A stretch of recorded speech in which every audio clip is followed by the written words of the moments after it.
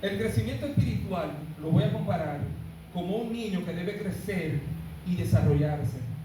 El niño que no crece podría sufrir un desorden que debe ser tratado por un profesional de la salud. Ahora bien, Dios diseñó el cuerpo humano para que creciera y madurara. Dios también quiere que crezcamos espiritualmente.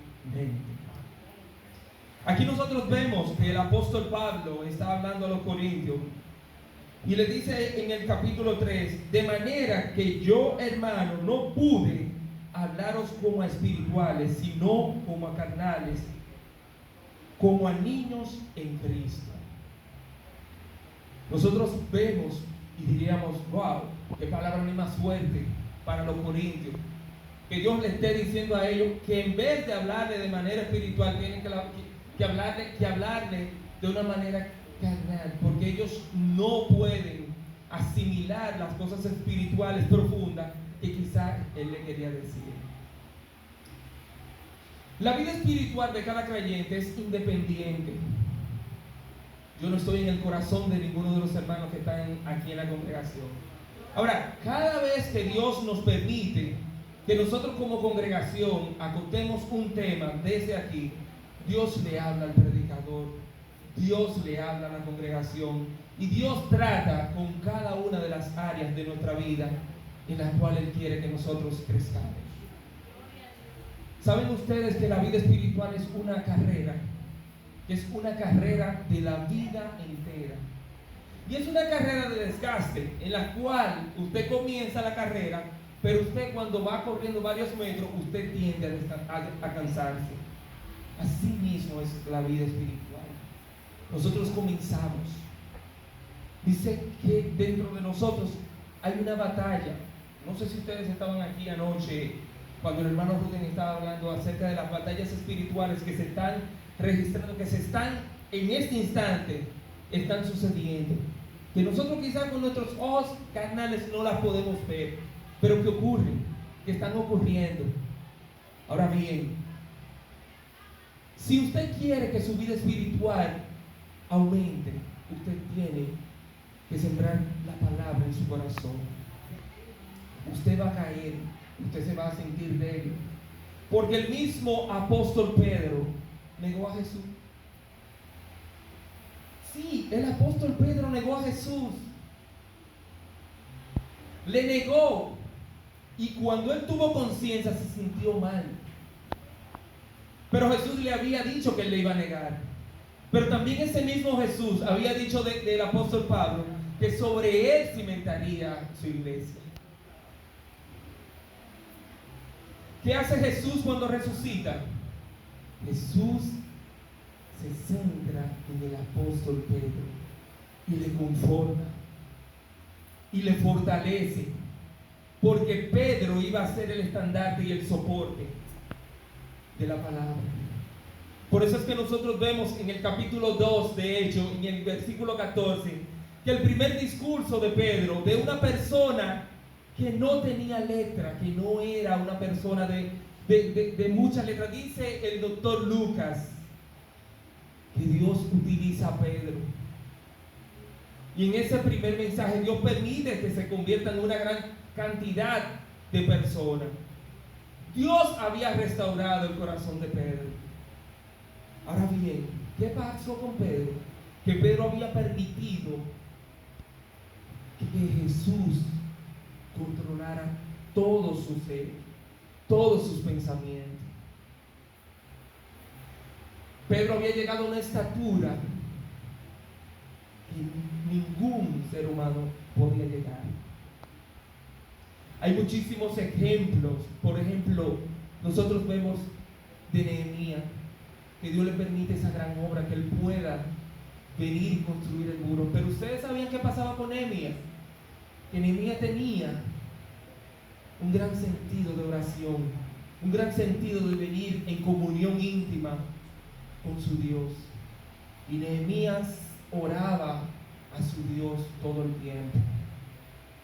Nosotros tenemos que aprender a cultivar esa relación con Dios. Tenemos que aprender a cultivar esa relación íntima con Él. Si nosotros queremos crecer espiritualmente, tenemos que someternos a su palabra. Tenemos que someternos al escrutinio de la palabra de Dios. Sus palabras son fieles y son verdaderas. Y cada momento que nosotros la utilizamos para escudriñarlas, Dios nos habla a través de ella. El mismo apóstol Pablo decía que él era débil, ¿saben? Nosotros podemos sentirnos fuertes en un momento, pero también las pruebas a veces hacen que nos deslicemos, que nos sintamos débiles, porque somos humanos. Y este cuerpo carnal se debilita. Pero se debilita, ¿ustedes saben cuándo? Cuando nosotros dejamos de someternos a Dios y damos lugar al diablo. Dejamos de orar, dejamos de leer la palabra, dejamos de meditar en ella, dejamos de pasar tiempo con el Señor y nos vamos deslizando, como decía el escritor de Hebreo, nos vamos deslizando. Y ya cuando nos venimos a dar cuenta, nuestras palabras ya no están sazonadas con la palabra de Dios. Y ya ustedes ven que hablamos de una manera brusca. Ya ustedes ven que nuestra forma de actuar no se controla, porque no está controlada por el Espíritu de Dios. No está controlada por el Espíritu de Dios. Entonces, cuando vengan las pruebas, ¿cómo usted se va a sostener si usted no tiene la armadura de Dios? Si usted no tiene las armas, los instrumentos para usted poder pelear contra los dardos del maligno. Satanás no descansa. Satanás no descansa. Y todo el tiempo está maquinando qué es lo que él va a hacer con los hijos de Dios. Y en la vida cristiana nosotros vamos a encontrar obstáculos, porque el mismo David era un hombre conforme al corazón de Dios. Oye, un hombre conforme al corazón de Dios, cometer el pecado que David cometió con Betsabé, no, eso no es posible, pero pasó. Ahora, ¿qué sí podemos ver en el Salmo 51? Que David reconoció su pecado, que David se arrepintió, y no tanto que se arrepintió, se apartó, que pidió misericordia a Dios, que el profeta Natán le habló a él y le dijo, esto es lo que va a pasar, y David se humilló a ver si Dios tenía misericordia de ese niño. Pero Dios ya había tratado con David. Y David toma en su conciencia y le dice a Jehová, ten piedad de mis maldades y perdona mis pecados. Nosotros tenemos que tener conciencia de que cuando no estamos bien, de que cuando no estamos obrando bien, somos tan parecidos a los hermanos de Corinto, y que a veces debiéramos ser espirituales, pero somos tan carnales como cualquiera de los impíos que están por ahí por la calle, y no reflejamos a Cristo,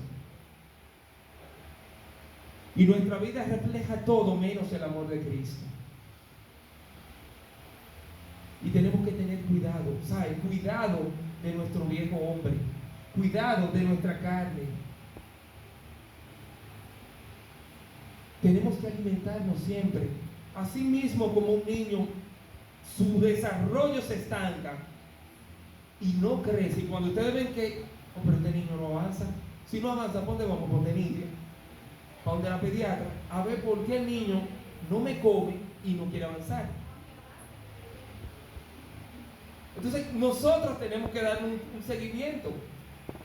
No estamos avanzando espiritualmente, nuestra vida no está reflejando a Cristo, no hay avance en nuestra vida, algo no anda bien, tenemos que revisarlo. Porque si nosotros no nos revisamos, vamos a tener en poco nuestra salvación. Y nos podemos perder en el camino, porque este camino es bastante largo. Y hay de los que el Señor le diga: no, pero yo estaba en la iglesia y hacía tu voluntad, Señor, pero no la hacía completamente como Él quería. Y si tú no estás obrando como el Señor quiere, de nada te vale estar dentro de la congregación. Nuestro yo, nuestro interior, nuestro orgullo es muy fuerte. Nosotros tenemos que pedir al Espíritu Santo que lo someta. El apóstol Pedro era muy iracundo. Y el apóstol Pedro, ustedes lo ven, que hizo muchísimas cosas. El apóstol Pedro, cuando iba a buscar al Señor, le mochó una oreja a una de las personas que fueron a apresar al Señor. Y el Señor puso la oreja en su lugar. Y a veces tenemos que someter ese viejo hombre que nosotros tenemos. Por eso es que nosotros vemos que el escritor a Santiago habla tanto acerca de la lengua. ¿Saben? Tenemos esta lengua que es un miembro pequeño, pero controla todo este cuerpo. Controla todo nuestro cuerpo. Y nosotros tenemos que controlar nuestros pensamientos. Pero ¿cómo vamos a controlar nuestros pensamientos? Sometiéndonos a su palabra. Buscar primeramente el reino de Dios y su justicia, y las demás cosas os serán añadidas. Lámpara es a mis pies tu palabra y lumbrera a mi camino. Y también nosotros tenemos que tener el sentir que tenía Cristo. Filipenses 2. Haya pues en vosotros este sentir que hubo también en Cristo Jesús. ¿Saben? Ese sentir que tenía Cristo, nosotros tenemos que tenerlo, porque tenemos que parecernos a Él. El modelo por excelencia de nuestra vida va a ser Jesucristo. Ese es nuestro modelo. No hay otro modelo, no hay un hombre, no hay nadie. ¿Saben? Nosotros no tenemos que fijarnos en ningún hombre, solamente en Cristo.